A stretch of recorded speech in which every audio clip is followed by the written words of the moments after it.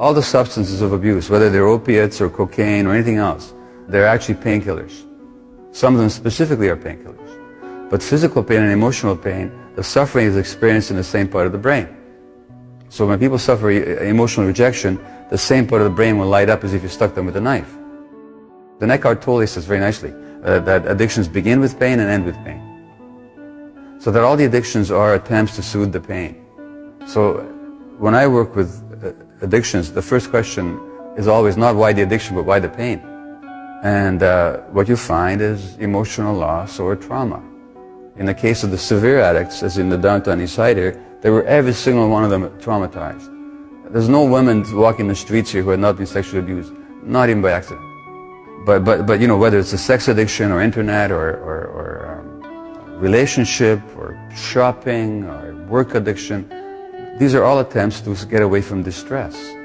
Keith Richards, the Rolling Stone guitarist, said, who used to have a severe heroin habit, as you know, he said that all the contortions we go through just not to be ourselves for a few hours. Or why would somebody not want to be themselves? Because they're in too much distress and too much pain.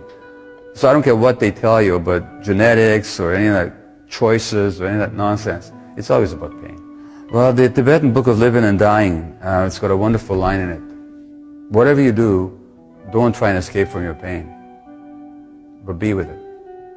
Because the attempt to escape from pain is what creates more pain. And that's the reality with addiction. But the question is, how can people be with their pain? Well, only if they sense some compassion from somebody. So as another teacher says, only when compassion is present will people allow themselves to see the truth. So addicted people need a compassionate present which will permit them to experience their pain without having to run away from it. And all the attempts to run away, it's like another teacher says, the surest way to go to hell is to try to run away from hell. So you got to be with that pain. You just have to be with it, but you have to have some support.